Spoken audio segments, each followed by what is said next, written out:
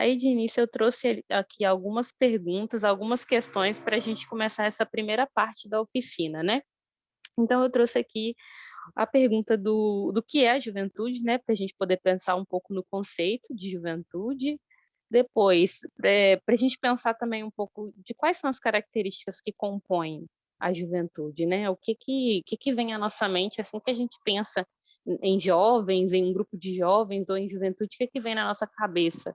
Quais são as características que vão compor esse grupo? E como que os jovens são vistos pela sociedade e pela mídia, assim, né? Para além da forma de como nós nos enxergamos, como a gente se enxerga, como a gente se vê, como que a gente é visto, né? Como que a sociedade, no geral, as pessoas que não são jovens também, nos enxergam? Como que nós somos representados nos veículos aí de comunicação, de massa? Então, eu queria que vocês pudessem responder essas perguntas para a gente poder começar essa discussão.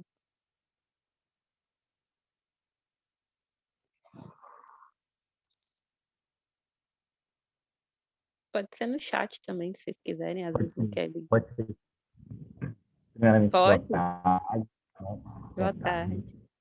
Sou incógnita, né? Quando tem o dia de semana tô trabalhando, mas sábado agora a empresa me liberou para estar aqui com vocês. Eu amo. Vamos lá. Como os jovens são vistos pela sociedade e representados pela mídia? Essa pergunta, né?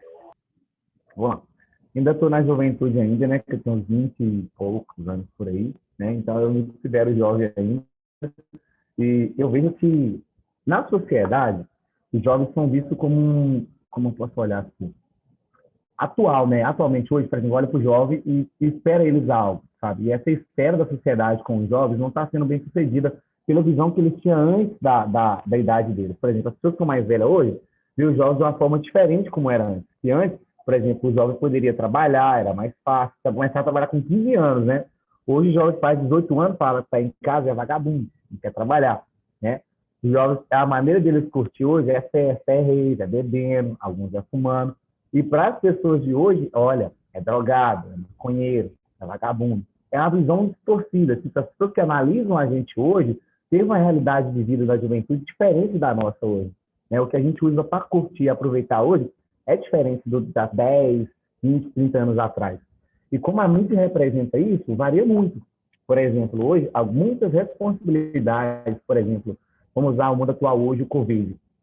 A mídia deu ênfase muito que a juventude, por não ficar dentro de casa, estava compartilhando muito vírus. Não sei se vocês tiveram essa percepção, mas eu vi muita cobrança na parte dos jovens. Olha, vocês são um pouco imunes, mas respeitam as pessoas mais velhas. E aquilo tudo chega matando os jovens, pensando que o jovem não tem uma maturidade, talvez nem tenha, mas não tem uma capacidade de gerir aquilo que ele está fazendo na sociedade. Por exemplo, você não pode fazer isso, aí detona todo jovem, o jovem faz isso aqui, culpa do jovem. Eu acho que a mídia, quando expõe isso, expõe de uma forma meio que, como que eu posso falar? Um pouco neutra. Como a gente vê na televisão, o jovem sendo um pouco neutro. Né? Na mídia, comparado na televisão, o jovem é neutro. E quando chega, por exemplo, novela, filme, essas coisas, quando vai mostrar os jovens também representados a juventude, mostra essa imagem que os jovens só quer curtir, só quer droga, só quer bebida, só quer sexo. Eu acho que a mídia em si não representa os jovens como eles são de fato hoje para a sociedade. Utiliza os fatores que foram antigamente para mostrar uma visão exagerada dos jovens de hoje, do meu ponto de vista, né? Os jovens são mostrados de uma forma bem exagerada, que não é de fato isso. Eu acredito que o que é a juventude tenha sido um desenho que acho que nas últimas décadas foi reconstruído. Eu acho que o Estatuto da Infância e da Juventude é um marco, é um instrumento que coloca essa pauta numa questão política mais, né, assim, acho que legitima essas noções do que é a infância e do que é a juventude. E isso é muito importante porque desencadeia nas políticas públicas voltadas para a infância e para a juventude. Então, eu acho assim, que esse conceito do que é a juventude, ele institucionalmente, eu acredito que seja uma herança, porque até então, como isso não era meio legitimado, acho que não tinham tantas propostas voltadas para a infância e para a juventude. E aí, quando eu penso as características principais da juventude, eu vejo dois movimentos. Eu vejo uma juventude que teve acesso a processos de educação e formação, que se entende enquanto juventude e ocupa esse lugar nos espaços políticos, de representatividade, e eu vejo uma outra juventude que foi negligenciada, principalmente pelo sistema educacional, que não se entende enquanto juventude e não entende a potência de se ser parte de uma juventude.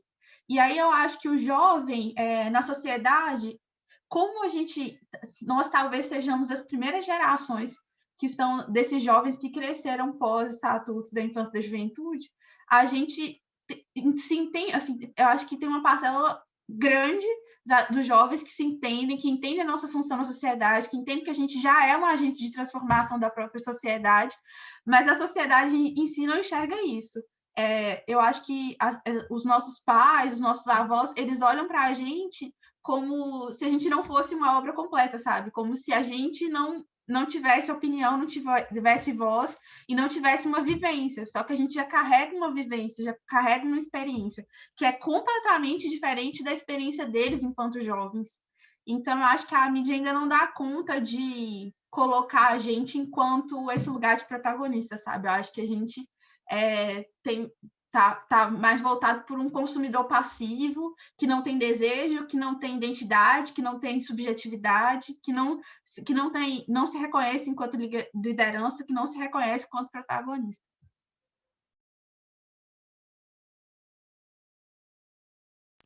Tem mais alguém que quer falar? Eu quero falar. Eu acho que a juventude é um momento de você fazer a sua própria autonomia. Você ter a sua própria autonomia. Porque na adolescência, querendo ou não, a pessoa ainda está se descobrindo quem eu sou, essas coisas que muita gente não consegue responder até o final da vida, inclusive, né? Mas é esperado que a pessoa responda isso na adolescência, até a juventude. Eu acho que é um processo muito de autonomia. E a gente é a primeira geração, de fato, que está tendo essa juventude tão grande, né?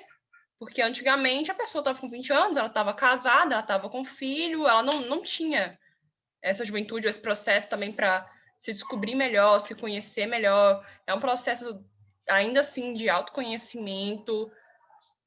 Então, enfim, eu acho que é isso. E eu acho que as pessoas também não lidam bem ainda com a juventude atual, porque as outras gerações não tinham muito isso, né? De 60, a galera que está com 50, 60 anos para frente, acho que 60, né? Não tiveram isso. Então, eles não é aquela coisa, né? É muito difícil de se colocar uma coisa que eu não entendo, não sei o que é. Eu tô vendo ali, mas eu acho que isso é, sei lá, entre aspas, né? Vagabundagem. E cada um, enfim, faz o que quiser da sua vida, né? Tem gente que de fato usa para se drogar e essas coisas, mas as consequências virão. Mas eu acho que, enfim, é isso. Autonomia, autoconhecimento, é um processo. Bom, eu também queria fazer um comentário. Primeiro, assim, que felicidade de estar...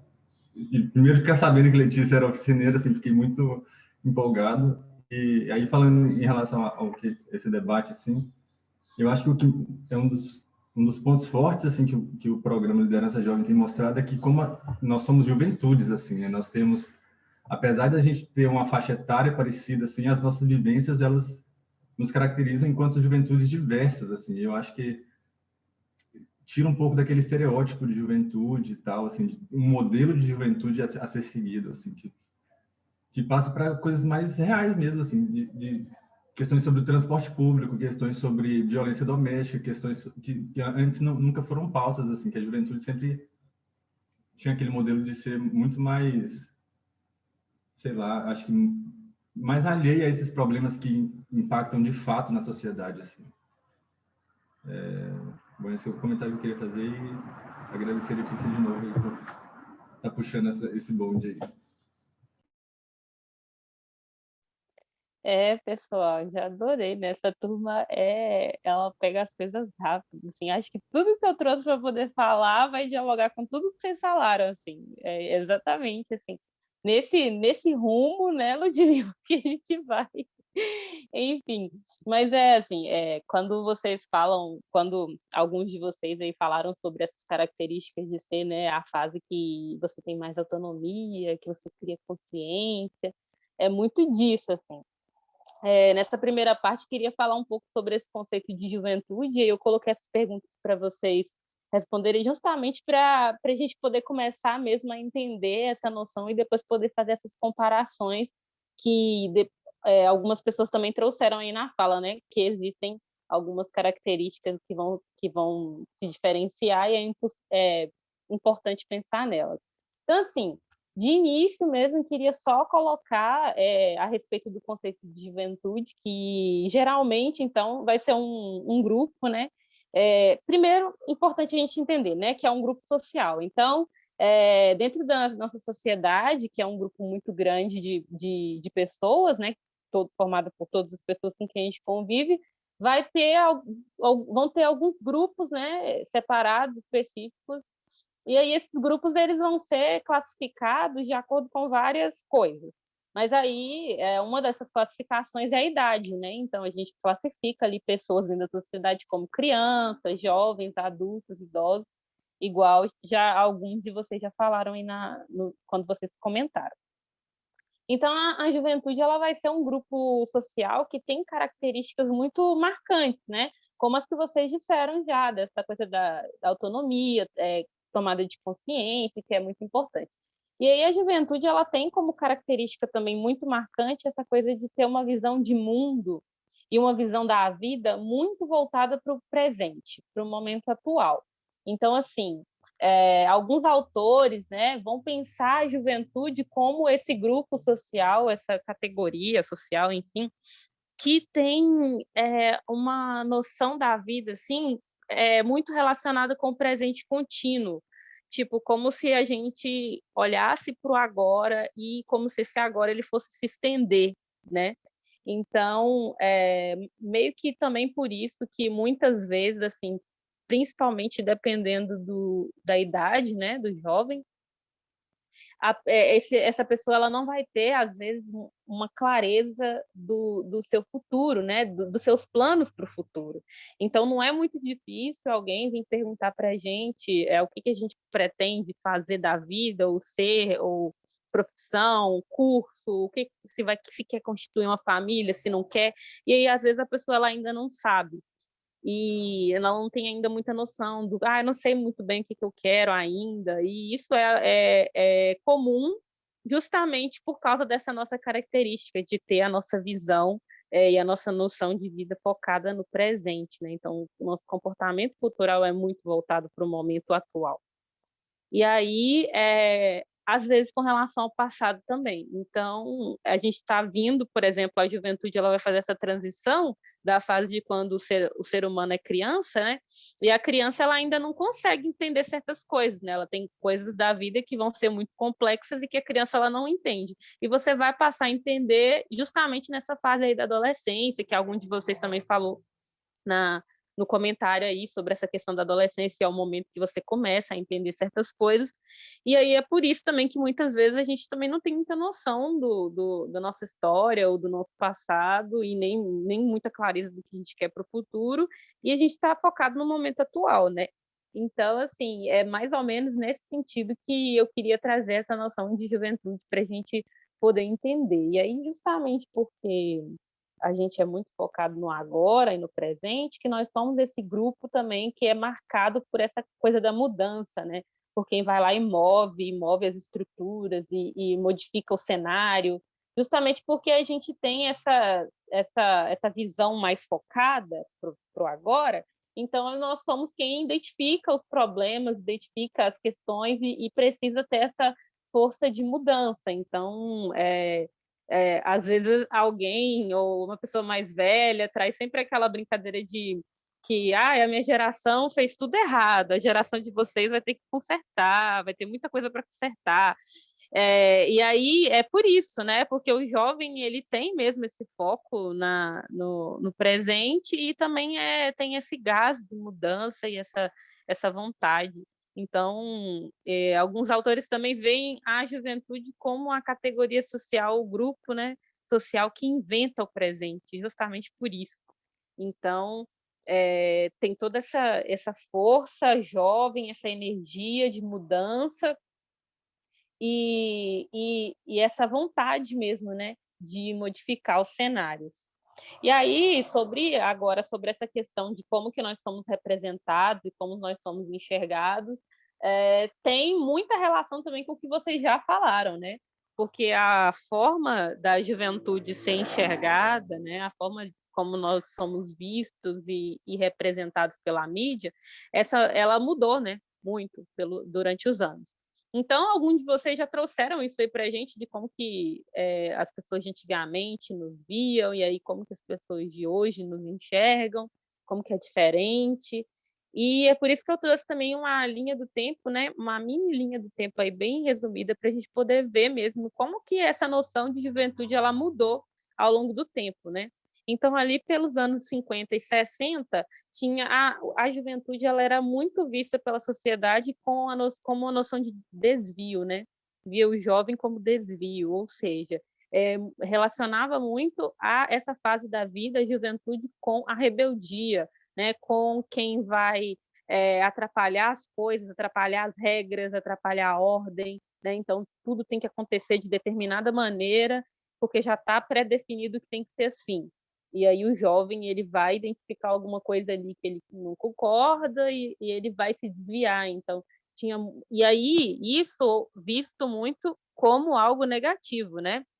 Não uma visão de rebeldia no sentido de quem vai lá e se rebela contra algo errado e melhora, mas sim uma visão negativa de quem atrapalha a ordem, de quem causa caos, de quem perturba, né? Aí, ali, já para os anos 70 e 80, essa visão ela se modifica um pouco, porque ela vai ampliar, por exemplo, vai começar a levar em consideração as transformações que ocorrem no corpo, né, da pessoa quando ela passa ali pela adolescência, e aí a gente vai ter transformações tanto por dentro quanto por fora, né?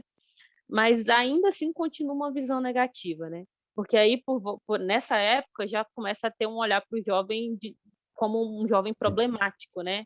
Então, os hormônios, pensa num jovem, num adolescente, meu Deus, os hormônios, é problemático, tudo está ruim, e uma visão também que associa muito a juventude com agressividade, com violência, com irresponsabilidade, então casa muito também com o que algum de vocês falou sobre essa relação. Então, tinha uma visão da juventude como se todos os jovens tivessem uma relação irresponsável com várias questões da vida, como, por exemplo, sexo e drogas, né? Então, aí também entra a questão da gravidez na adolescência, né? E todos esses problemas, então, entram nessa visão negativa do jovem como problemático.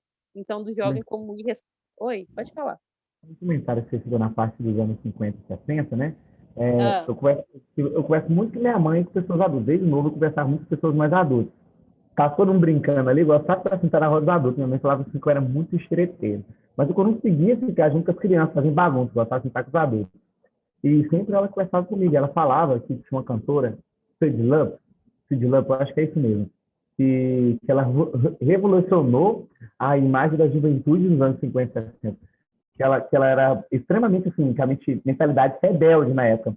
E quando ela lançou as músicas, e tipo assim, todo mundo começou a curtir as músicas dela na época de minha mãe, que minha avó falava assim, nossa, sabendo que você essa rebeldia, daqui a pouco já vai me matar. Porque ela tinha uma visão bem rebelde mesmo, que nem os pais, eu estava ligado com os pais, nem nada. Minha mãe disse, isso mesmo. Aí minha mãe falava muito dela. Aí depois a mãe até apresentou algumas músicas dela, sabe? Eu comecei a puxar as letras, traduzir isso realmente, cara. E ela foi uma mulher que, nos anos 70, deixou a mente dos jovens assim, bem rebelde. E algo muito, muito bacana. Ele falava que desviava, falava assim, nossa, ela desviou toda a juventude, torceu todo mundo. Sabe? Minha avó falava desse jeito, vem essa de lã, vem essa mulher. E dizia a minha mãe que a época era passador de fita, tocador de fita. Aí pegava, e quando tocava na rádio, ficava lá, sentada 5 horas na frente da rádio, e quando tocava a música, aí gravava, aí colocava para gravar a fita. Aí acabou a música, gravava, mas se o cara do locutor da rádio falasse alguma coisa, aí não era a música certa. Eu tive que esperar de novo tocar Caixa de Love e gravar. E minha mãe que a galera começou a vender essa fita. Limpava a fita toda e vendia uma fita só com a música Caixa de Love. E aquilo ali pagava, dizendo minha mãe que era euro, pagava 30 euros, 40 euros, só para ter a fita com uma música da mulher. Então, eu vejo assim, como é que nos anos 60, 50 e 60 já tinha influência da juventude, mesmo se eles não conseguem ver com a mesma visão. Hoje alguém tá ouvindo Kevin, essas coisas assim, e fala, uau, o cara tá torcendo. Mas minha mãe fala mesmo, na época, antigamente, tinha isso aí. O de Lamp, a gente ficava 5 horas esperando tocar a música da mulher para gravar. É só um comentário que mediante aos anos 50. Obrigado pela oportunidade. Ah, imagina, eu acho que faz muito sentido, inclusive, você ter trago esse comentário para a gente, porque você usou realmente algo que eu acho muito importante, que é contextualizar, né? Então, assim, a gente está aqui vendo essa noção do jovem durante anos 50 e 60, depois nos anos 70 e 80, e realmente é importante a gente pensar como é que era a sociedade nessa época, né? Por que a juventude era vista dessa forma? E aí você trouxe o contexto cultural da época, né? De como que era a cena da música, de como que essas pessoas, como que os artistas, né, se colocavam e tudo mais. Mas aí também é bacana a gente pensar que durante esse tempo, né, que eu estou representando aí até os anos 80, teve também fatos importantes que aconteceram no nosso país politicamente falando, como a ditadura militar. Então, como teve o período da ditadura militar durante, né, desde 64 até 85, também contribuiu muito para essa visão negativa do jovem, né? Porque se a gente tinha um cenário político que era de opressão, de falta de liberdade, né, e de violências aos direitos humanos, enfim, quem se organizava e quem estava ali na frente lutando pela liberdade, resistindo, enfim, eram grupos de pessoas jovens, né? De pessoas que se rebelavam contra aquilo que estava sendo imposto, e é por isso também, né, que no nosso país, durante esses anos, o jovem era visto como ou vagabundo ou rebelde, né? Justamente pela rebeldia nesse sentido também, né? De resistência e de luta. E aí, essa noção, então, né, de juventude, ela só vai mudar lá pelos anos 2000, né? A partir dos anos 2000 ali, a noção da juventude, a forma como o jovem é visto pela sociedade, ela vai mudar e vai começar a mudar, né?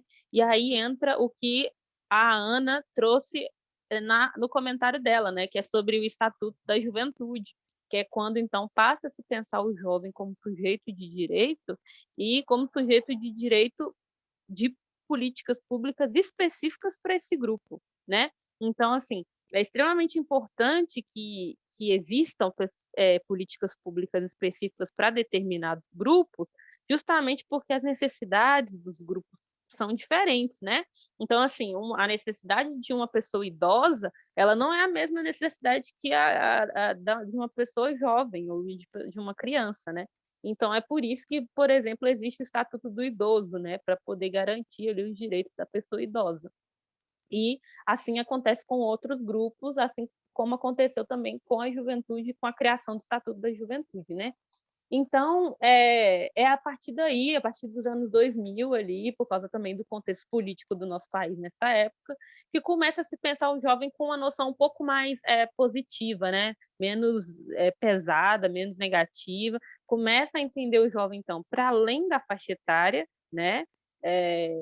Para além do 15 a 29 anos, e também para além dessas transformações que acontecem na nossa mente, no nosso corpo, e que vão nos tornar ali pessoas, às vezes, com algumas questões para resolver.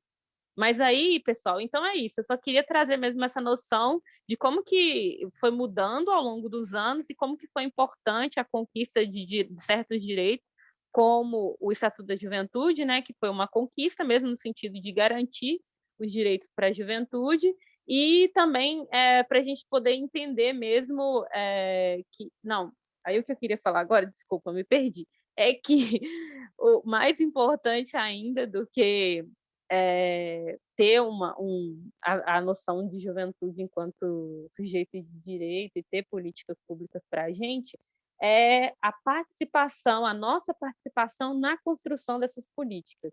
Então, a partir daí também a voz do jovem passa a ser ouvida, né? Tem os conselhos de juventude, né? Então, assim, você cria políticas para os jovens com o jovem, né? Você escuta o jovem, entende o que ele precisa, e ele está ali participando ativamente e na construção e também depois na fiscalização para cobrar, né, que essas políticas sejam realmente efetivas.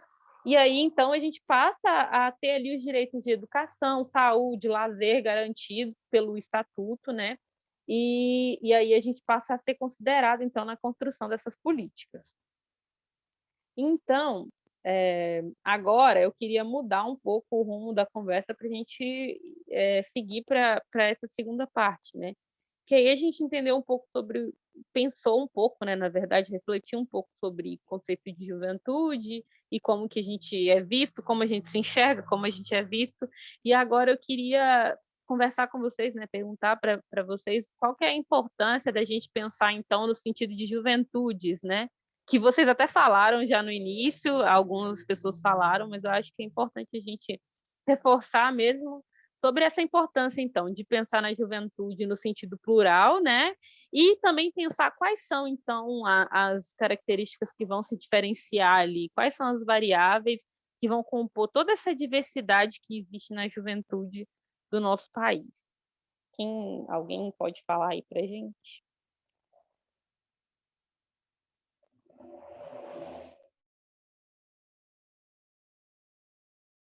Eu acho, do meu ponto de vista, Letícia, talvez eu vou até fazer o comentário errado, né? Eu acho que o Brasil é um país multicultural, sabe? Então, a realidade de cada juventude, de cada localidade é diferente da outra, né? E quando a gente contextualiza, assim, a característica da variável da juventude, por exemplo, assim, é até meio difícil fazer, porque, por exemplo, alguns têm uns gostos, outros têm um gosto diferente do outro, mas eu acredito que essa pluralidade que me influenciou, eu entendi como se fosse a cultura, assim, o Brasil é muito cultural, eu acredito que é difícil definir só um padrão, sabe, de juventude, porque um ajusta o outro, um aperfeiçoa no outro, por exemplo. Se eu tenho um amigo que ele é, por exemplo, baiano, a Bahia só come farofa, a Bahia só farofa, farofa, farofa. É juventude, sabe? Aí, quando trago para Minas, vai ter um padrão de juventude totalmente diferente. Né? Nem sempre, em qualquer caso que ele for, vai encontrar farinha. Só um exemplo, assim, só para falar, assim, pessoal. No meu ponto de vista, eu acho que eu estou errado no comentário. Mas eu acredito que o Brasil é multicultural, então, com essa variedade de cultura aí, essa pluralidade é diversa. Eu acho que é até meio difícil a gente separar uma só. Tá certo? Tá certo, claro que tá certo. Não, eu estou esperando para ver se mais alguém quer participar também com a gente, quer falar alguma coisa. Eu acho que assim, o Arthur acho que contemplou bem essa questão em relação às juventudes, porque, né, assim, já lançou o tema antes dele aparecer. Mas é como no feminismo, se a gente não pensa os recortes, a gente acaba ignorando uma porcentagem significativa e aí o movimento não contempla o movimento que não contempla os recortes, ele é um movimento perdido, porque igual a gente fala, nenhum direito a menos. Enquanto tiver faltando um que não tenha garantia de direito, não tá bom. Tem que ser bom para todo mundo. E aí, eu trabalho, tipo assim, por mais que eu esteja no final da juventude, eu trabalho com jovens. E eu percebo que, sei lá, eu acho que a nossa sociedade, ela é uma sociedade que delega os sonhos para lá de lixo. E isso é um problema, porque esse processo de protagonismo, assim, o processo de tornar seres humanos donos das suas narrativas, donos das suas trajetórias, isso está diretamente ligado à capacidade daquele jovem de sonhar. E quando a gente pensa isso em um recorte que já não pensa o futuro, que já não entende o futuro quanto uma coisa do agora, tipo assim, tudo que eu faço no presente vai reverberar no futuro, eu acho que se você perde ainda a capacidade de sonhar, você vai se tornar um ser humano fracassado, sabe? você não vai conseguir furar a bolha da possibilidade. Você vai ficar sempre na redoma de nada vai dar certo, eu não consigo fazer nada, e a minha realidade é essa, eu não consigo superar essa realidade. Então, eu acho muito importante entender esses recortes, entender que existem jovens. Olhando só para o nosso programa, nós somos um programa de formação de 150 jovens. Gente, você olha para o lado, a janela do lado, são pessoas totalmente diferentes, com narrativas totalmente diferentes, com realidades financeiras, realidades em relação à moradia, que são completamente diferentes. Então, assim, acho que o programa em si já coloca isso em pauta, sabe? Como somos 150 jovens movidos pelo mesmo desejo de se entender enquanto agentes de transformação de uma realidade, mas que vem de situações completamente diferentes. E, ao mesmo tempo que isso é muito bom, isso também escancara uma ferida muito, muito grande da nossa história, sabe? Da nossa sociedade, que gente, para mim, essa é uma ferida que a gente vai... Essa dívida histórica vai levar anos e anos para a gente conseguir superar ela. Mas é isso. Mais alguém, pessoal?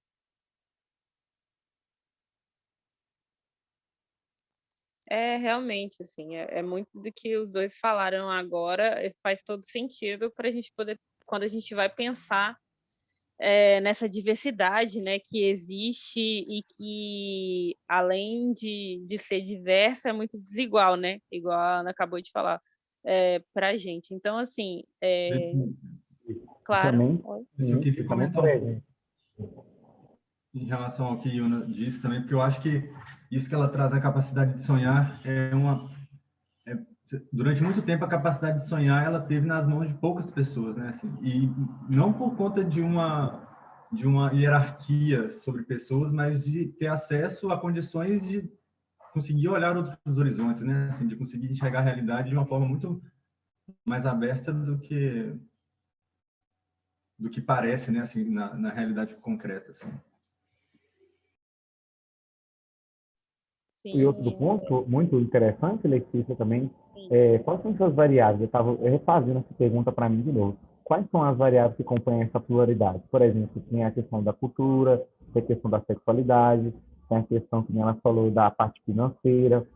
Então, são várias variáveis que, se a gente for sondar profundamente, por exemplo, nossa, várias raízes, sabe, que compõem. Umas que a gente nem conhece ainda, né? Algumas que a gente não conhece ainda sendo jovem. Então, essas variáveis é algo muito sério de ser trabalhada também e entendida, porque às vezes a gente está, como a gente está num projeto voltado para a juventude. Talvez a gente não consegue identificar essa variável e faz um projeto, por exemplo, em prol só de uma raiz, né?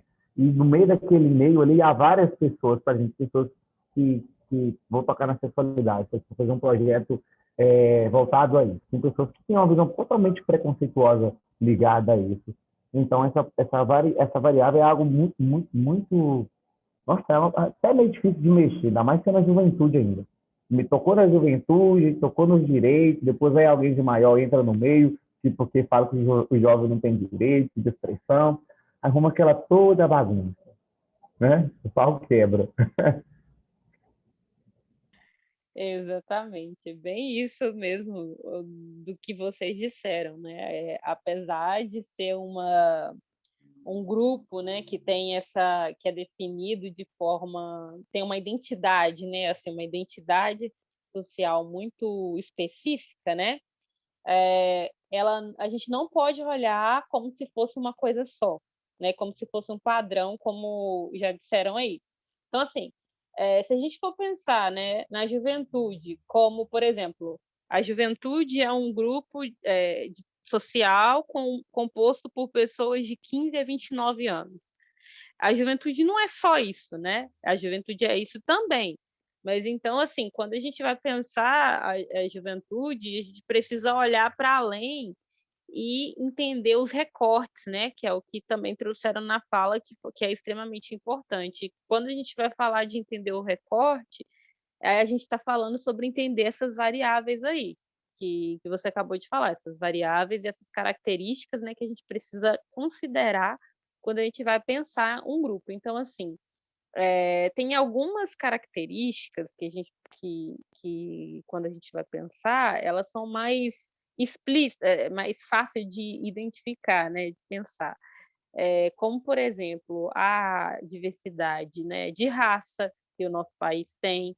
Então, se é como ele disse, né, um país com muitas culturas, ela é também um país com uma diversidade racial, também uma diversidade. A gente precisa considerar, então, o recorte de gênero, que é entender qual a diferença, né, quando você é uma pessoa, um jovem homem, ou uma jovem mulher, ou não binário, ou alguma outra identidade de gênero. A diversidade também no sentido da orientação sexual, né, e por exemplo, vão ter juventude, vai ter juventude que é LGBT e vai ter juventude que é heterossexual. Então, são vários recortes que vão ser importantes de pensar. Por quê? Porque se a gente for pensar a juventude como uma coisa só, como uma coisa única, né, engessada, a gente não vai conseguir enxergar as diferenças que vão existir dentro desse grupo, né? Então, assim, quando eu criei esse slide, né, para a gente poder, só para ilustrar mesmo a nossa conversa, não falar uma coisa muito sem nada, nos primeiros slides, quando a gente vai falar sobre o conceito de juventude, eu coloquei uma imagem só de uma jovem que é essa que está no quadrado amarelo aí embaixo, justamente para a gente poder ilustrar isso.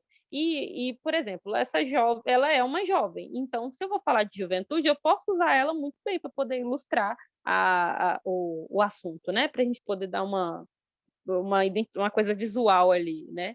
Mas a gente pode dizer que essa jovem ela representa toda a juventude existente, né, no nosso país? Não, nem esteticamente falando, porque aí nesse outro slide agora de juventudes, quando a gente traz outras imagens de pessoas jovens, a gente consegue perceber como que mesmo se tratando só da imagem aqui por fora, tem como ser diverso, né? Tem como ver várias formas diferentes de ser jovem.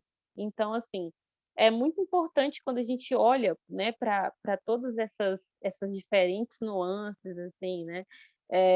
E aí a gente entende que não existe uma juventude só, né? E aí a gente começa a perceber a importância de pensar em juventudes no plural e não só uma juventude, né? E aí a gente precisa também entender que essas juventudes são formadas por características diferentes, né? Essas variáveis diferentes que vão compor toda essa diversidade, essa pluralidade. E aí, assim, quais são, né, essas características? Nós já falamos algumas delas, mas aí como que a gente pode elaborar, então, tudo isso e pensar todas essas características quando a gente for pensar a juventude, né? Para isso que a gente usa a interseccionalidade, né? A interseccionalidade, então, é essa palavra que a gente vai entender ela melhor nessa oficina. Muito provavelmente, muitos de vocês já sabem o que significa, já leram, já viram, né, na internet. Então, essa palavra, esse conceito, ele é usado justamente para pensar todas as diferenças que existem dentro de um grupo, né, de um mesmo grupo.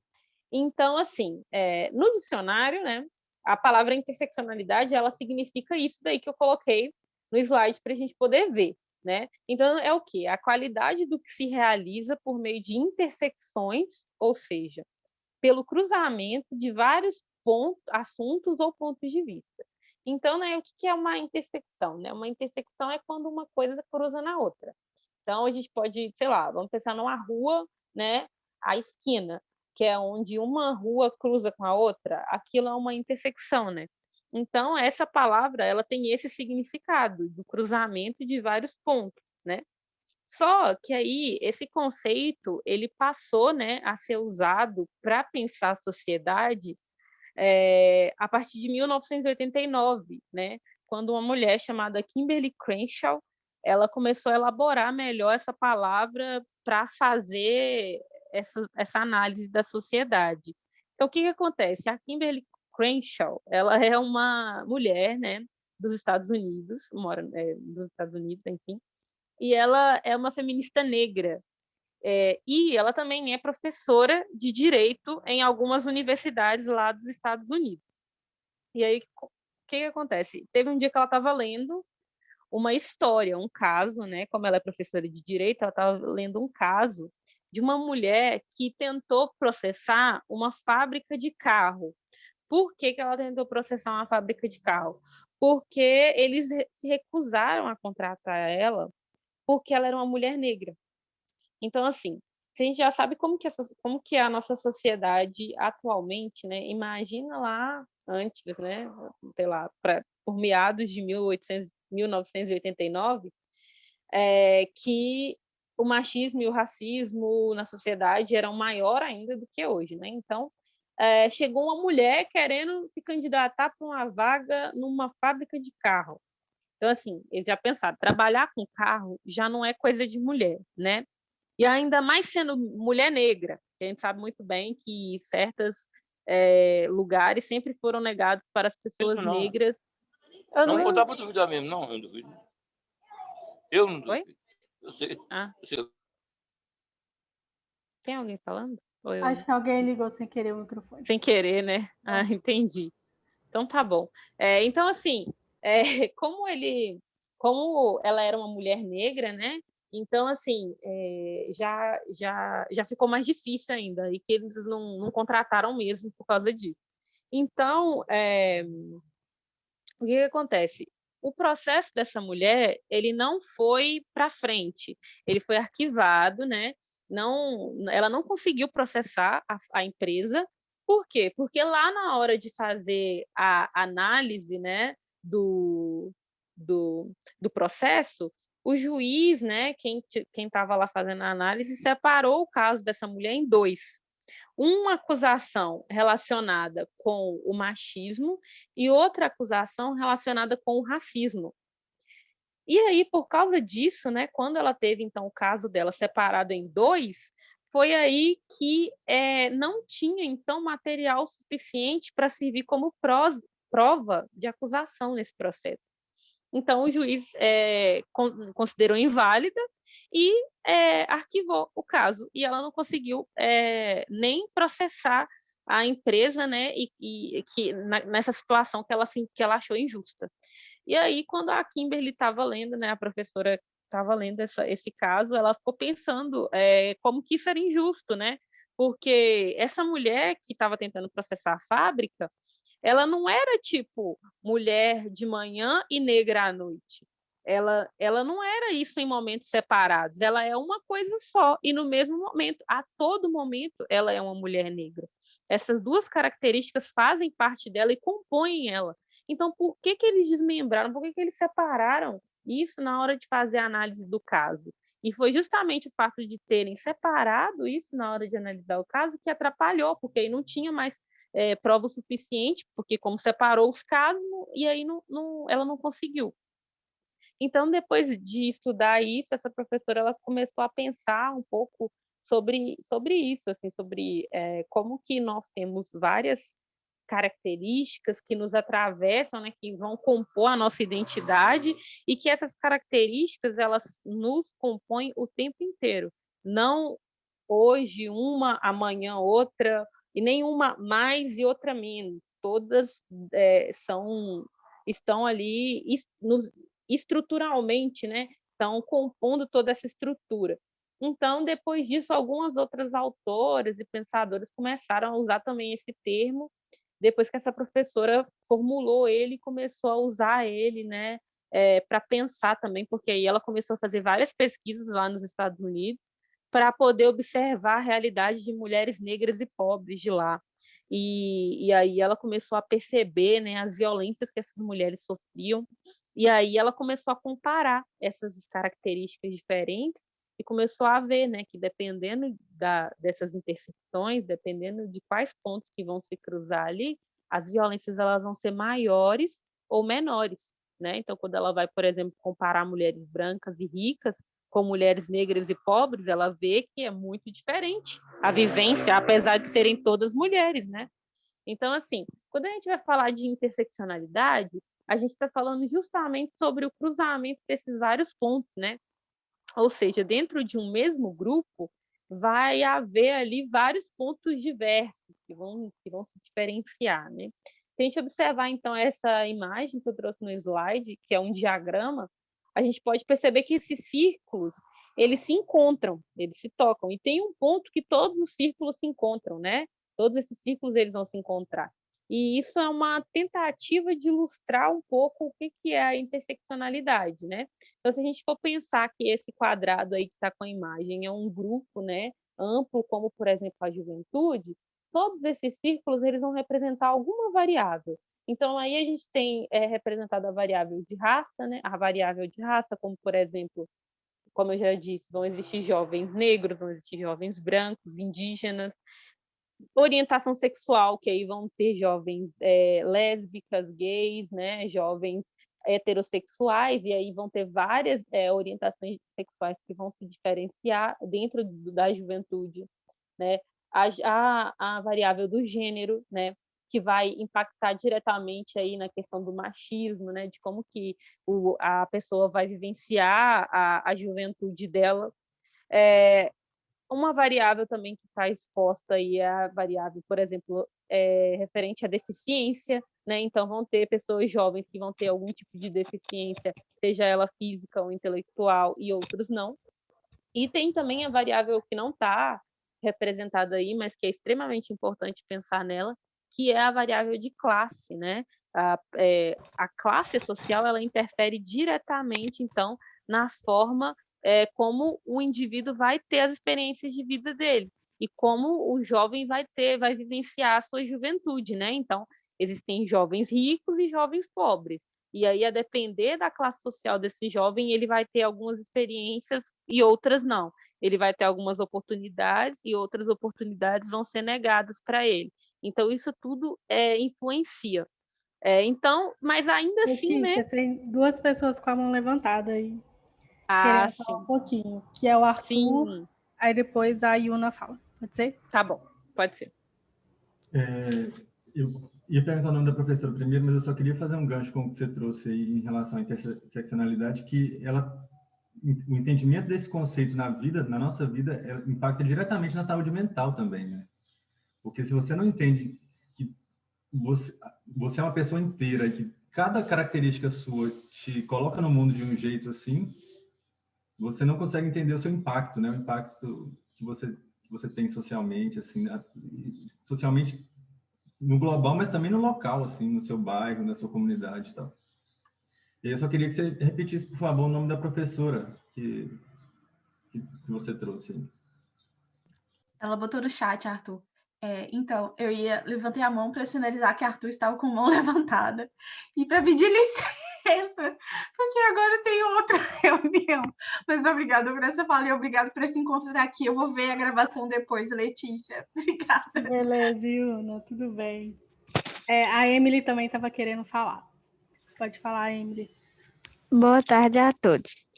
Eu gostaria de falar o que a Letícia estava comentando sobre tipo assim, sobre sexualidade. Aqui onde eu moro, as pessoas, tipo, eu acho uma falta de respeito, entendeu? Aqui onde eu moro, existem pessoas de vários tipos de sexualidade, mas nenhuma respeita uma a outra, muito criticam.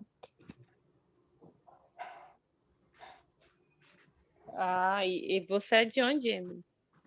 Eu falo de NAC. NAC, entendi. Realmente, né, é difícil ainda, é um assunto que ainda tem muito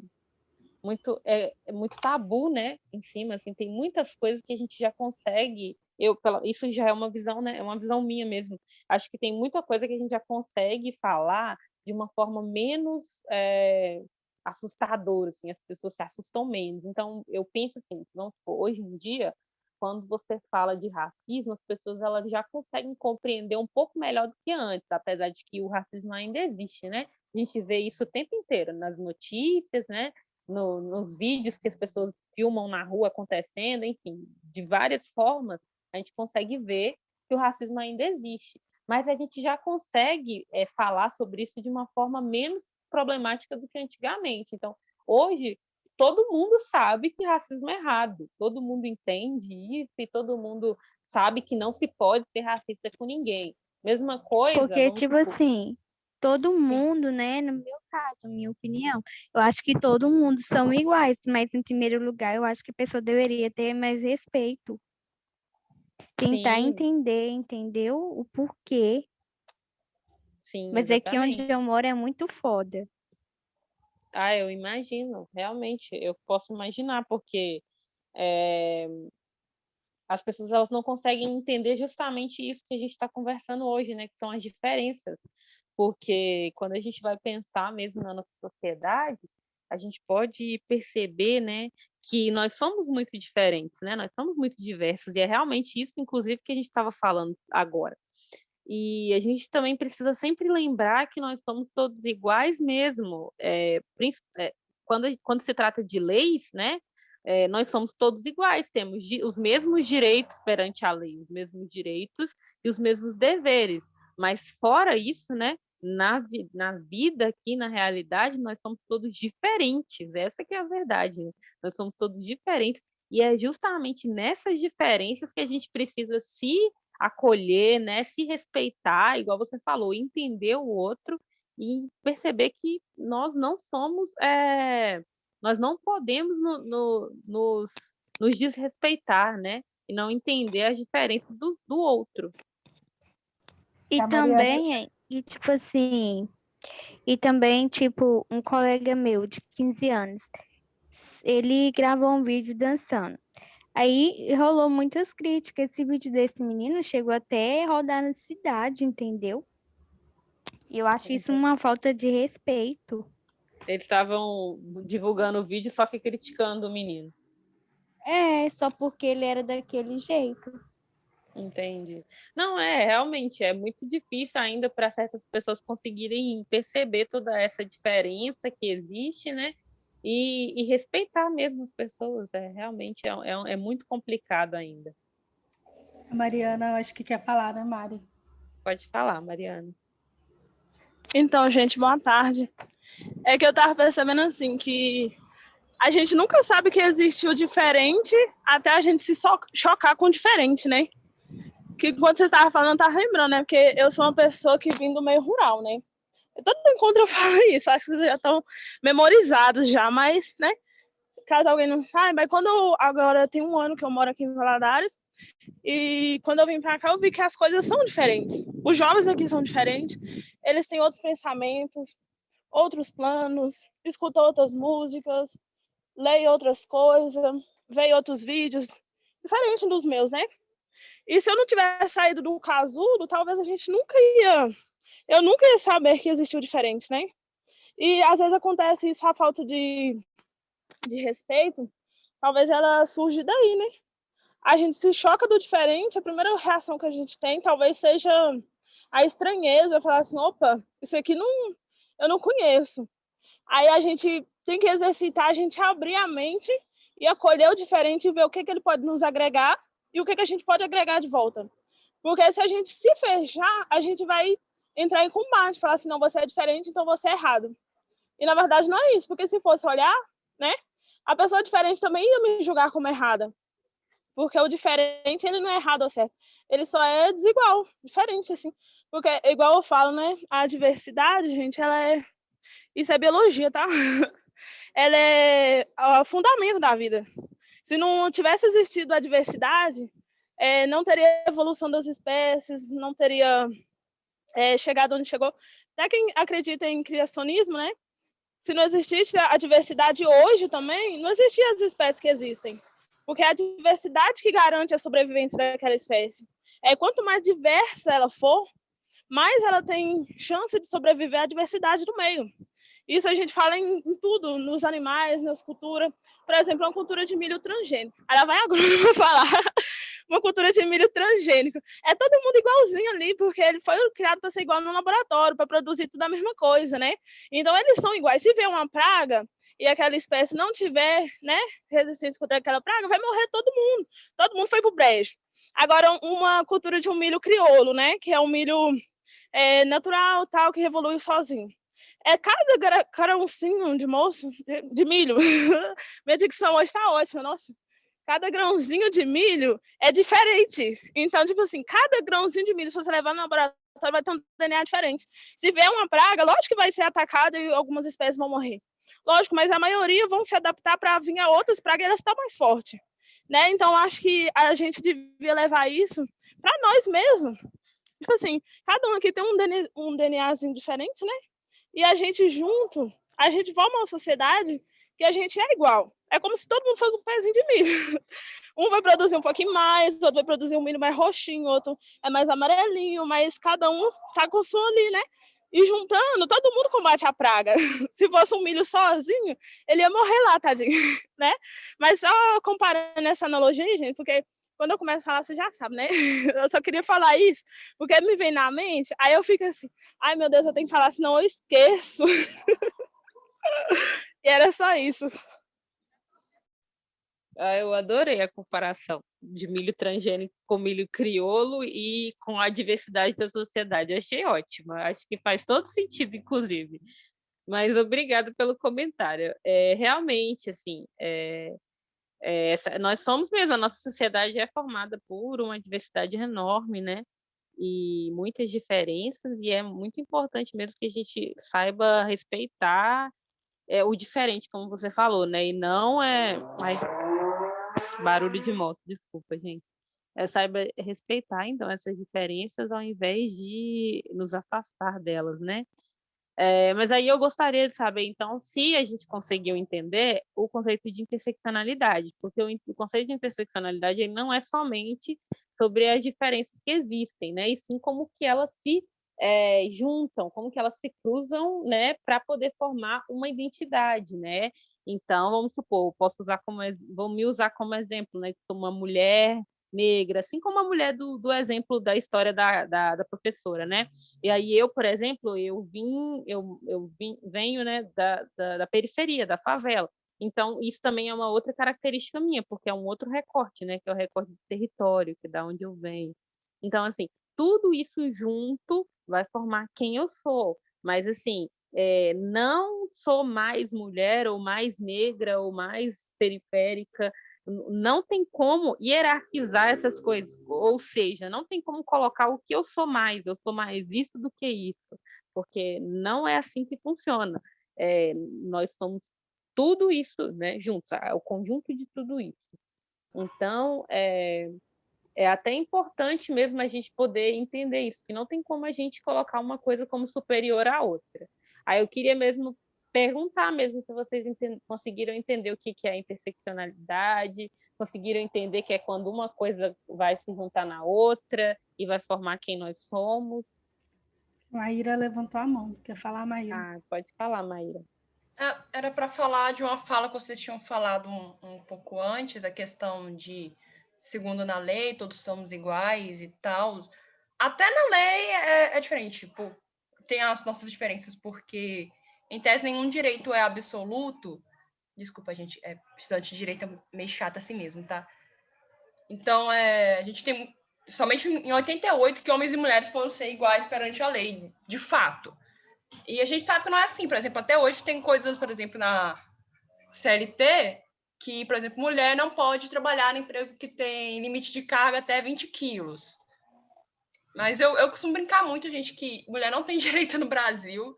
Os nossos direitos são muito recentes e a maioria foi sancionado, por exemplo, a lei de stalking agora, que antes só, se um cara perseguisse a mulher e tal, como acontece esses caras que aparecem nos lugares recentemente, e é uma lei que fizeram ela, mas ela não tem eficácia, tipo, quando você estuda ela, você não tem como comprovar aquilo, as provas que eles te pedem são complexas, e ela vai para um juizado de menores causas que não pode ser apresentado provas complexas.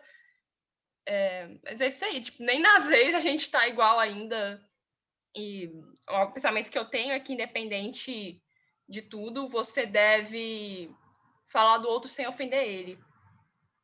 A partir do momento que você ofende uma pessoa, você não está expressando a sua opinião nem nada. E aí já cabe também no que vocês falaram de diferenças e tal. Era só isso, só queria contemplar tudo que vocês falaram mesmo. Isso, arrasou, porque na prática, as coisas são bem diferentes, né? Como você acabou de falar. Então, assim, às vezes até existe ali uma lei que veio para garantir certa coisa, mas aí na prática tem o que você falou, né, sobre a pessoa precisar comprovar, e aí a forma como ela vai comprovar, aquilo vai dificultar todo o processo. Então, é até bom você trazer mesmo essa questão da prática, porque vai linkar super com o que a gente vai falar agora, né? Que é como pensar, então, esse conceito da interseccionalidade no modo como a gente vive, né, na prática. Por quê? Porque nós precisamos sempre pensar em todas essas características, os recortes, né, em toda essa diversidade. E é sempre mesmo, o tempo inteiro, justamente porque ela existe, só de início existe, então a gente precisa mesmo considerar toda vez que a gente for pensar a sociedade. Mas também porque essas características, elas influenciam diretamente na vida, né? E na visão de mundo que essas pessoas vão ter, nas oportunidades também que essa pessoa vai ter, e nas oportunidades, inclusive, que serão negadas a essa pessoa, né, durante a vida dela, o comportamento e tudo mais, né? Então, assim, essas variáveis que a gente estava falando sobre classe, raça, gênero, sexualidade, elas vão interferir diretamente na noção que o jovem vai ter da vida, do mundo, né, do lugar onde ele vive. Então, assim, a gente pode usar como exemplo um fato. No nosso país, isso foi falado hoje nessa oficina no início, alguém fez esse comentário. No nosso país, quanto mais pobre é o jovem, mais ele vai ser obrigado a se tornar adulto mais cedo, né? Então, assim, alguém falou, porque a pessoa começava a trabalhar com 16 anos, alguém falou algo do tipo, né? Eu já estava casada aos 16 anos. Isso porque, né, a pessoa, quanto mais ela vai estar ali numa condição financeira mais precária, né, mais difícil, ela vai se ver numa situação que ela tem que se tornar adulto mais cedo, que ela vai ter que assumir certas responsabilidades mais cedo, né? Então, assim, eles vão começar a trabalhar, esses jovens vão começar a trabalhar, por exemplo, vão ingressar no mercado de trabalho lá pelos seus 16 até os 18 anos no máximo. Por quê? Porque ali na sua casa tem uma dificuldade financeira, os pais ou avó, tio, enfim, quem é a pessoa que vai cuidar dessa, né, que ele tem como família, não vai ter condições muitas vezes de garantir certas coisas para esse jovem, e aí ele vai ter que entrar no mercado de trabalho, seja para ajudar em casa ou para ter a sua própria autonomia financeira, né? Para conseguir suas coisas, comprar suas coisas, enfim. E isso não acontece na maior parte das famílias de classe média ou de classe alta, né? Inclusive, tem se pensado atualmente, né, há algum tempo, a noção de juventude tardia. O que é a juventude tardia? É porque as pessoas que estudam, né, e que estão pesquisando sobre isso, elas perceberam que tem aí uma tendência do jovem se tornar adulto mais tarde, sair da casa dos pais mais tarde, que é uma noção que se tem, né, do que é garantir autonomia, ser dono de si mesmo, ter sua própria vida, enfim. Saem da casa dos pais mais tarde ou entram no mercado de trabalho mais tarde, né? Ou seja, meio que se tornam independentes mais tarde. Só que isso está diretamente ligado à classe da pessoa, sabe? Porque os jovens de pobres, os jovens de periferia, eles ainda continuam tendo que se tornar adultos mais cedo, entende? Para poder conseguir sobreviver.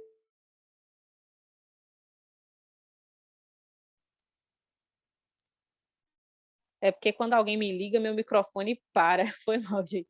Mas aí o que acontece? Aí eles começam a ter que trabalhar mais cedo, né? E aí, quantas histórias, né? A gente conhece assim.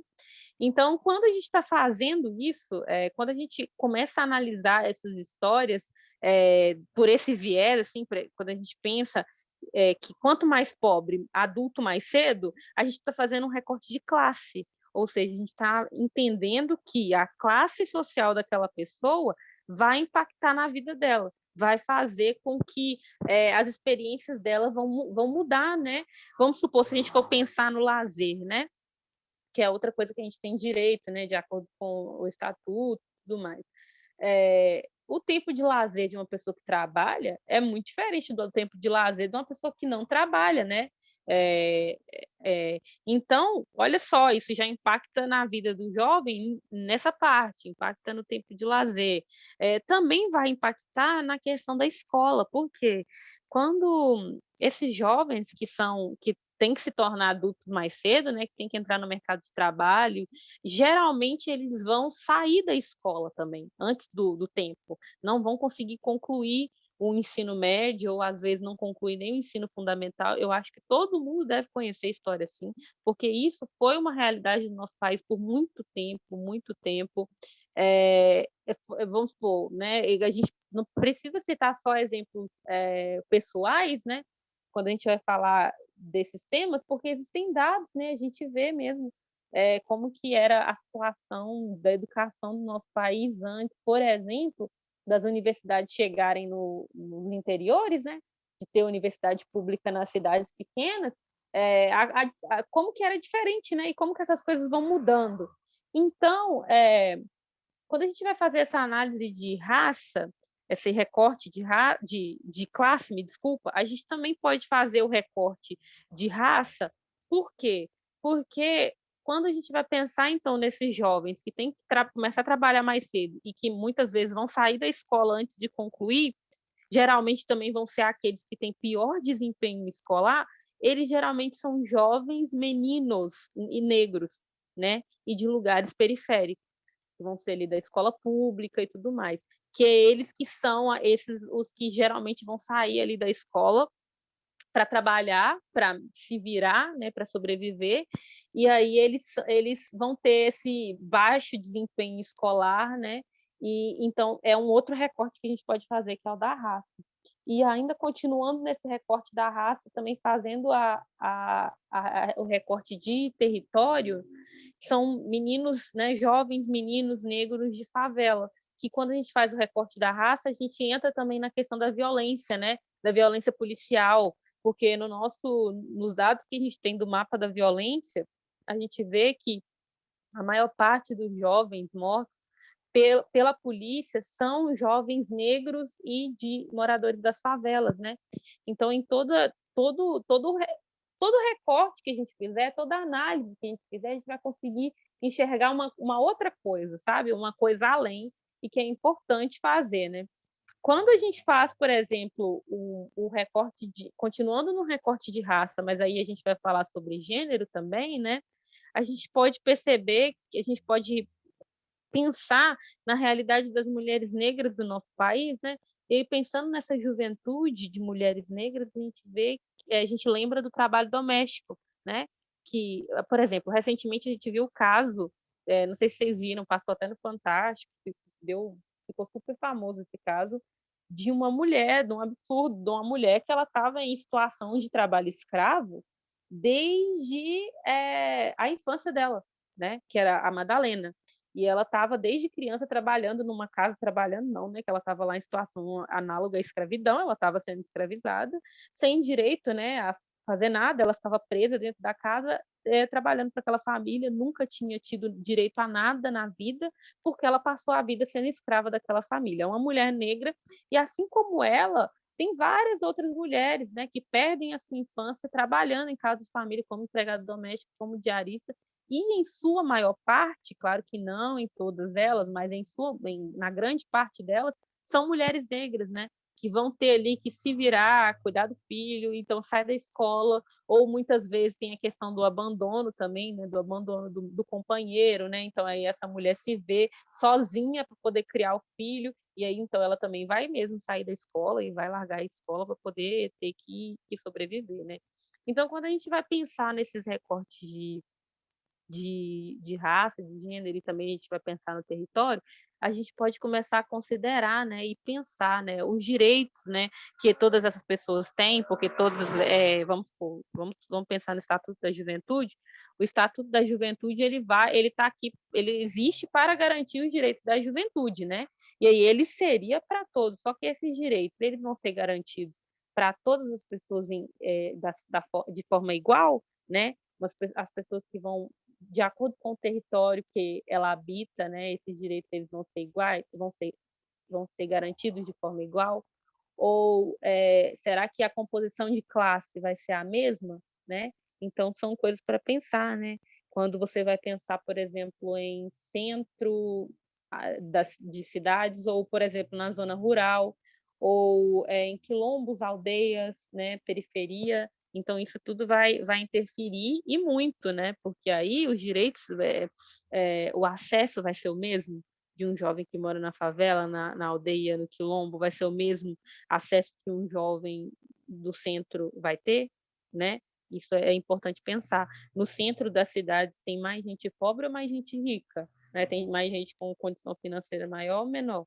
Né? Então, são questões que a gente precisa considerar quando a gente vai pensar a sociedade como um todo e também quando a gente vai pensar os grupos, né? Os grupos sociais, como é o caso da juventude. E aí agora, pessoal, não sei se alguém levantou a mão. Não, né? A gente vai pensar, então, como que a gente pode considerar tudo isso quando for elaborar os projetos, né? Os projetos que vocês vão pensar, enfim, que faz parte do programa que vocês estão inseridos neles, né? Pode passar, Ludmila. Tem algumas dicas, né, ideias que a gente pode pensar quando a gente vai tentar elaborar projetos, e algumas delas são, né, servem para praticamente todo tipo de projeto, né? Então, quando a gente vai começar, a gente precisa sempre segmentar o nosso público, né? Identificar quem vai ser o nosso público-alvo.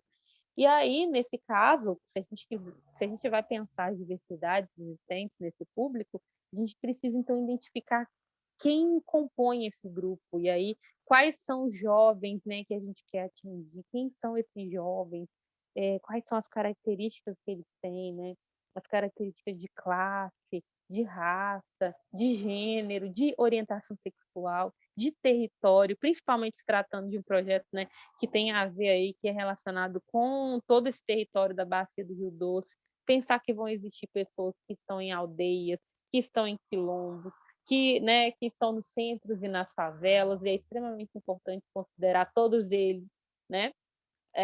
Quando a gente vai elaborar também um projeto, é importante que a gente saiba definir metas inclusivas, né? E quando a gente vai definir essas metas, como que a gente pode fazer isso, né? A gente precisa conseguir atingir todo mundo, né? Ou pelo menos a maior parte, o máximo que a gente conseguir. E se a gente vai ter atividades para serem realizadas, funções para serem feitas, a gente precisa incorporar a diversidade nessas funções, né? Ou seja, a gente pode pensar essas tarefas de uma forma mais igualitária, né? Pensar na paridade de gênero, sempre colocar mulheres e homens, negros, brancos, indígenas, esses, se estiverem fazendo parte do projeto, colocar todas essas pessoas para poder desempenhar essas funções, porque quando a gente pensa na nossa sociedade e pensa em toda a desigualdade que existe, né, e a gente fala sobre a importância das pessoas negras estarem em espaços de poder, ou das mulheres estarem em espaços de poder, a gente fala isso justamente por quê? Porque eles não estão em grande parte desses lugares, né? Não estiveram durante muito tempo, e isso não é bacana, né? Então, tem que colocar toda a maior parte de diversidade possível que a gente conseguir. Então, é sempre importante pensar. Então, você vai ter um projeto, e aí dentro desse projeto tem um cargo que é de liderança, então vamos colocar lá um homem e uma mulher, ou vamos colocar lá uma pessoa branca, uma pessoa negra, vamos também colocar uma pessoa que seja deficiente, tem algum tipo, uma pessoa que tenha alguma deficiência, e que a gente tente sempre englobar ali todas as pessoas e toda a diversidade possível, né? Além disso, também é importante que a gente considere a acessibilidade, né? E aí a acessibilidade no sentido de considerar o acesso, né? E entender que o acesso, como a gente falou, o acesso ele não vai ser o mesmo de acordo com o território, de acordo com a classe, de acordo com a raça, com o gênero, né? A pessoa com relação à orientação sexual também. Então, tudo isso é importante que a gente analise e pense, né? Porque isso foi algo que ficou muito explícito, por exemplo, agora durante a pandemia, né?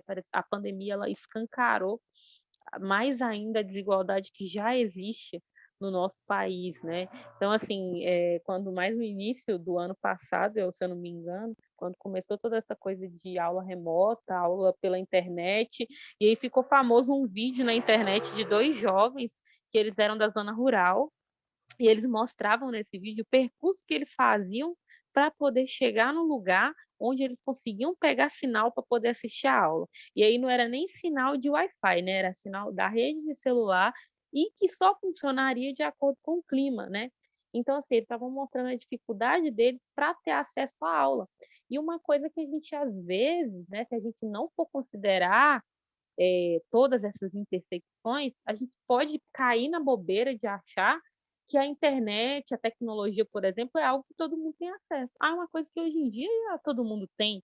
Todo mundo tem um celular, mesmo que seja simples, todo mundo tem um computador, mesmo que seja simples, todo mundo tem uma internet, mas não, né? Ainda existe, a desigualdade ainda é muito grande, e isso ainda não é algo que todo mundo tem acesso, né? Eu também, na universidade, né, na faculdade que eu faço parte, eu fiz parte de um projeto que chama Cursinho Popular.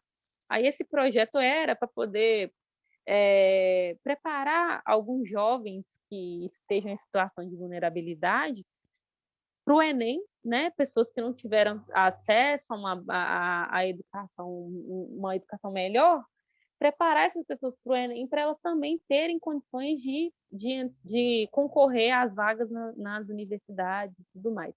E aí a gente pôde perceber como que era muito difícil a situação de várias pessoas com relação ao acesso à internet, né? Às vezes a gente achava que era uma coisa normal, todo mundo tem, mas não é, né? A gente pôde ter contato com muitas pessoas que não tinham acesso a uma boa internet e que, por exemplo, agora durante a pandemia ficou muito inviável o projeto, né? O cursinho. Por quê? Porque essas pessoas elas iam nas aulas quando era presencial. Aí veio a pandemia, não podia ter aula presencial do cursinho, e aí a gente não conseguia ter acesso, a gente não conseguia falar com os alunos, porque muitos deles nem Wi-Fi em casa tinham. E isso é uma realidade mesmo, e aí vai depender de várias questões, às vezes inclusive do território, né? Como é o caso da zona rural. Então é importante pensar na questão da acessibilidade, né? Numa situação de se pensar algo presencial, também pensar na acessibilidade de pessoas com deficiência física, né? Em caso de material que seja digital mesmo, virtual, pensar ali na acessibilidade por exemplo, com relação a Libras, né? Colocar uma pessoa que seja intérprete de Libras, ou legendar o conteúdo, o vídeo, se for um vídeo, né? É muito importante também. E a última dica que eu deixo para vocês é que vocês continuem estudando sobre temas relacionados à diversidade, sempre se atualizando, porque é um tema muito importante. Porque se a gente for pensar a sociedade, seja em qualquer âmbito, qualquer esfera, você precisa considerar toda a diversidade que existe, né, na nossa sociedade, que é gigante, é muito. Então, é muito importante sempre continuar estudando e entendendo que, muitas vezes, quando a gente vai ver ali um post no Instagram ou algum TikTok, alguma coisa de uma pessoa falando algum tema ali relacionado à diversidade, geralmente essa pessoa ela está tentando chamar sua atenção para você olhar para aquilo, pensar, nossa, isso existe, né? Nem sabia, nunca tinha escutado falar nisso, que interessante. Vou pesquisar mais sobre. Porque, pessoal, hoje com a internet, né, a gente sabe que muita informação chega para muita gente o tempo inteiro. E isso é muito bacana. Mas a gente tem que sempre lembrar que não é só aquilo ali que a gente está vendo no Instagram, nem no Facebook, em qualquer outra mídia social, né? Que a gente precisa sempre estar procurando saber mais, estudando, para a gente poder entender de fato aquilo, né? Aquele assunto. Então, vamos supor, sempre procurar um livro, se puder, se não tiver como um livro, assistir um vídeo de alguma pessoa que estuda aquilo, né? Tem muita pessoa bacana que estuda vários temas e depois vai fazer vídeos sobre aqueles temas, né? Então, pensando nisso mesmo, eu trouxe algumas indicações aqui de perfis, né? Que são perfis no Instagram mesmo, mas assim, é só para começar, porque às vezes a pessoa pensa, mas como que eu vou começar se eu nem conheço ninguém que trata sobre esses temas, eu nem sigo ninguém que fala sobre isso. Aí eu trouxe aqui alguns perfis só para indicar, né? Um dos perfis é o primeiro, é o da Transpreta, que é uma mulher que vai falar ali sobre questões relacionadas à identidade de gênero, né? Porque ela é uma mulher trans e ela é negra, então ela vai falar também sobre questões relacionadas ao racismo.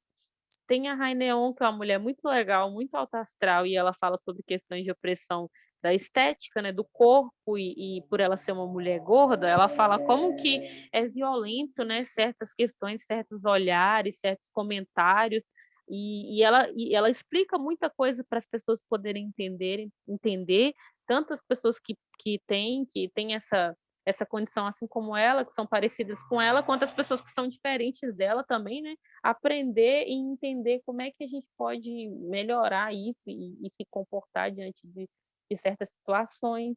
Tem a Gabi de Pretas, que é uma jovem também muito legal e muito alta astral, e ela traz questões relacionadas à raça, né? Ela fala sobre racismo, ela fala sobre machismo também, né? Sobre o que as mulheres passam. Eu trouxe também o perfil da Karen, que é uma menina, uma jovem também, e ela é lésbica e ela é negra, e ela fala sobre essas duas questões, né? Ela fala sobre orientação sexual, sobre esses estereótipos, essa imagem ruim que as pessoas têm, e também sobre a questão da raça. A Natália Lobo, que é uma mulher, uma jovem indígena, e ela fala também muitas coisas legais, porque ela é uma jovem indígena, é LGBT, então ela vai falar sobre várias questões, e aí tem o recorte do território, né? Assim como o último, que é o Chavoso da USP, que também é muito legal, porque ele também traz esse recorte de território, porque ele é um menino da favela, e ele rompe com essa ideia de menino da favela que não estuda, não quer saber de nada. Sabe aquilo que eu falei quando eu estava falando sobre o recorte de raça e de território, que a maior parte dos meninos eles têm que sair da escola cedo, porque tem que trabalhar, ou também tem a violência policial, então muitos deles morrem, né, tem a vida interrompida. Ele rompe com isso, então ele é um menino que ele passou na USP, ele estuda na USP, e ele não deixa de ser como ele é, de vestir o que ele gosta de vestir, de ouvir as músicas que ele gosta de ouvir, né? Então ele traz essa imagem, uma nova imagem para esses meninos da favela, né? Então pensa o que é um menino que é pobre, que é preto, que mora na favela, vendo, né, uma outra possibilidade. Poxa, olha só, eu posso estudar, né? Eu não preciso continuar, eu posso romper com esse ciclo de violência, né? E ser diferente. Enfim. E aí é isso, pessoal. Eu gostaria de agradecer mesmo a oportunidade de estar fazendo essa conversa e gostaria de saber se vocês têm algo, né, que a acrescentar ao que eu falei, que eu deixei de falar, dúvida. Acho que é isso. Obrigada.